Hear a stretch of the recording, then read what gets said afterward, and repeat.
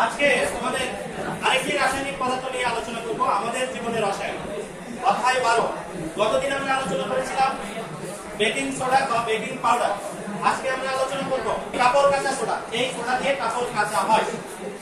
কাপড় কাঁচা সোডা হচ্ছে সোডিয়াম কার্বনেট গুণন 10 অণু পানি, অর্থাৎ ডেকাহাইড্রেট সোডিয়াম কার্বনেট। আমরা বলছি ডেকাহাইড্রেট সোডিয়াম কার্বনেট, এর নামই হচ্ছে কাপড় কাঁচা সোডা। কিভাবে তৈরি করব কাপড় কাঁচা সোডা?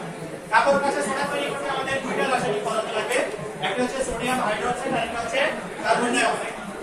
প্রথম ধাপে বিক্রিয়াটা দুই ধাপে সম্পন্ন হবে। প্রথম ধাপে সোডিয়াম হাইড্রোক্সাইড কার্বন ডাই অক্সাইডের সাথে বিক্রিয়া করে সোডিয়াম কার্বনেট, এর আরেকটা হচ্ছে সোডা অ্যাশ, সোডিয়াম কার্বনেট এবং পানি উৎপন্ন করবে। আমরা বলছি প্রথম ধাপে সোডিয়াম হাইড্রোক্সাইড কার্বন ডাই অক্সাইডের সাথে বিক্রিয়া করে সোডিয়াম কার্বনেট বা সোডা অ্যাশ তৈরি করবে এবং পানি তৈরি করবে।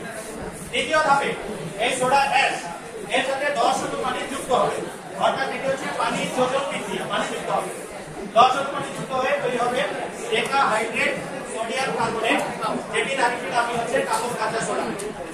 কাপড় যদি বেশি ময়লা হয় সেই ক্ষেত্রে আমরা কাপড় কাঁচা সোডা ইউজ করে কাপড়ের ময়লাটা আমরা দূর করতে পারি। আরেকবার বলছি, সোডা অ্যাশ মানে হচ্ছে সোডিয়াম কার্বনেট, আর কাপড় কাঁচা সোডা হচ্ছে সোডিয়াম কার্বনেট গুণন 10 অণু পানি, অর্থাৎ ডেকাহাইড্রেট সোডিয়াম কার্বনেট, এর নামই হচ্ছে কাপড় কাঁচা সোডা।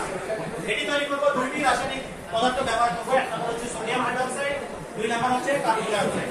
বিক্রিয়াটা দুই ধাপে সম্পন্ন হবে। প্রথম ধাপে সোডিয়াম হাইড্রোক্সাইডের সাথে কার্বন ডাই অক্সাইড বিক্রিয়া করে সোডিয়াম কার্বনেট বা সোডা অ্যাশ তৈরি করে এবং পানি।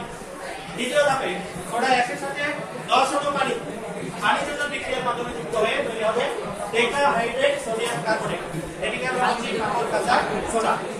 এবং কাপড় বেশি ময়লা হলে কাপড় কাঁচা সোডা দিয়ে আমরা এটি পরিষ্কার করব। আজকে এই পর্যন্তই। ভালো থাকুন সবাই, ধন্যবাদ সবাইকে।